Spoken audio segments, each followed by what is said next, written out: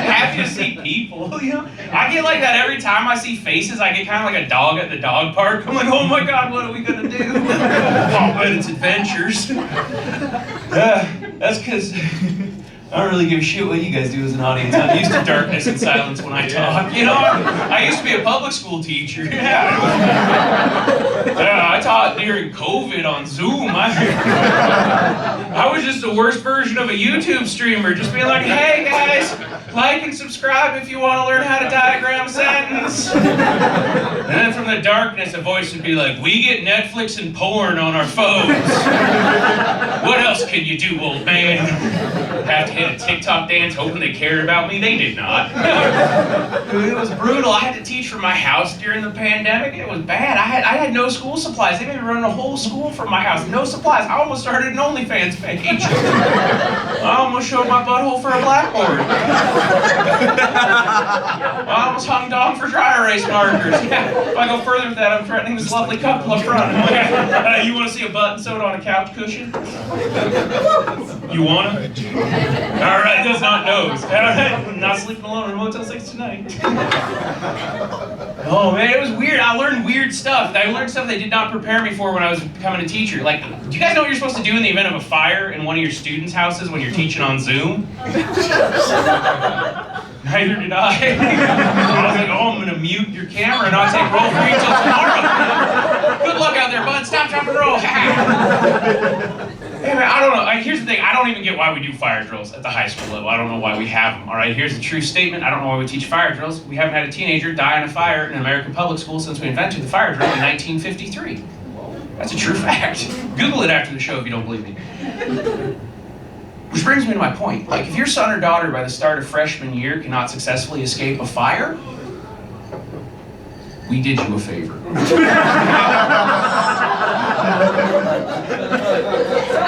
They didn't have a bright future. They had a bright moment. Yeah, some of you guys' buttholes puckered on that one. Yeah, no, like we saved you 6 years of a college tuition, you know? And not a good school, a bad one, like IU. I'm sorry, I see a lot of people mad. I just Googled shittiest school in Indiana. That's an issue with the algorithm, not with Cavin. All right, you take it up with them.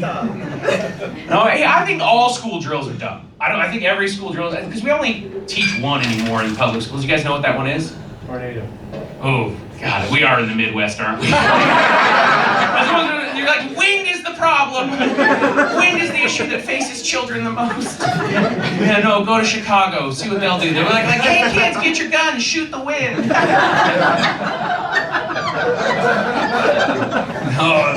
The drill we teach is an active shooter drill. It consists of 3 parts. It consists of run, hide, fight. And I think that's a dumb drill because that's 3 verbs I can't do. Look at this body. I'm not run, hide, or fighting anything. Are you kidding me?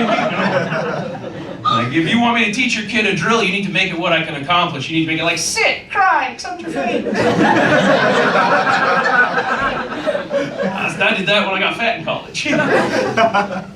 No, man. Here's the reason I think school drills are dumb. I think they're dumb because I already had a teenager try to kill me once. Yeah, okay, that was a sign of not enough of you being sympathetic as an audience. Some of you guys are like, we went to IU, we're very angry. Yeah, somebody else is going to have to walk you to your Kia cabin. No, in his defense, which according to the state of Indiana, he had to have, he didn't mean to try to kill me. All right, I was collateral damage. What happened was this, a teacher told this young man he was too gay to live. Right? That's horrible, that's hateful. You should never say that to anyone. What he did in response was, he went home, he made some brownies, he put rat poison in them, and then he set them in the teacher's lounge. Which, for the record, does not target a hateful homophobic teacher. Targets a fat, open-minded teacher. That's who it goes after, all right? Also, if we're going to talk about, like, you're fighting against a stereotype, let's be honest, baking, little gay. You know? I don't like like that that's true, but I'm calling balls and strikes up here, okay? And some of you were like, that's homophobic. And to you I say, no, it's not. I sucked enough dick in college to make it okay. You know? Yeah, some of you were like, oh shit, they make bisexuals and fat. I'm disappointed too. Yeah. Like when Henry Cavill first made it tingle, I was like, oh, I'm gonna get abs? No, just a dad that won't call me at Christmas? Cool. I do love the reaction I get when I come out as on the LGBTQ spectrum, because nobody's happy about it when I do. Nobody likes it. Like if you're conservative, you're like, oh shit, Fox News was right. They are skinwalkers. They can look just like us, Martha, I told you. And then if you're a liberal, you're like, why couldn't we get one of the hot ones? Well, he's got tits he gave himself and he knows his pronouns. I guess we'll keep him. You know? People ask me sometimes if I'm mad at what the kid did, or like, are you mad at women? No, his first response to hate speech was to bake about it. I'm always on that side of a civil rights issue, alright? Like, he didn't get mad about the situation, he got Martha Stewart, you know? Like prison Martha, the one with Snoop Dogg, the one we respect. I do think it is worth pointing this out, though. If I would have ate those brownies and then died, he would have gotten away with a murder.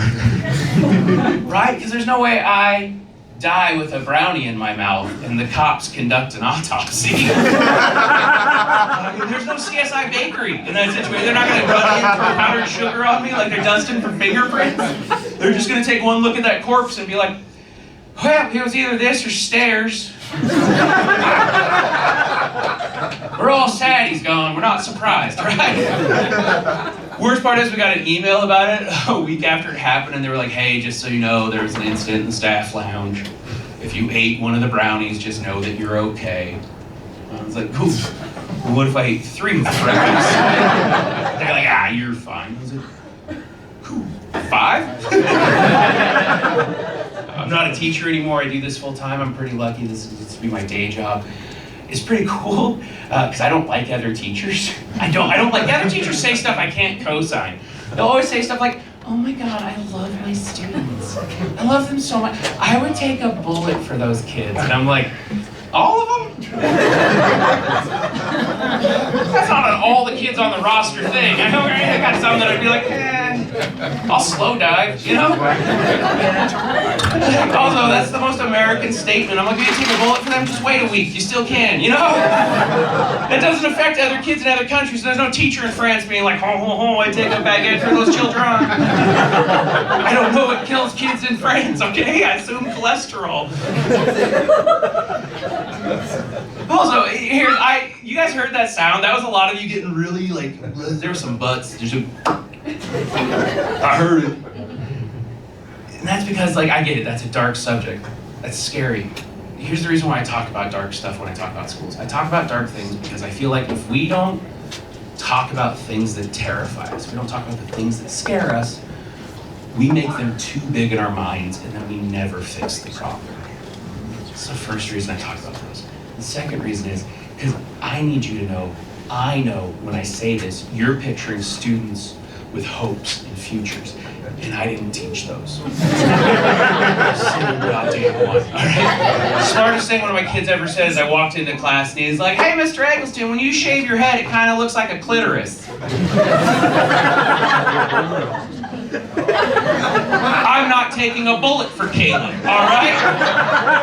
What I'm saying, I'm not taking a bullet from him. I'll take a gun from a school shooter. I'll pistol whip the shit out of Caleb. That's what I'll do. I'll be like, this is an Indiana school. Who taught you where that is? All right?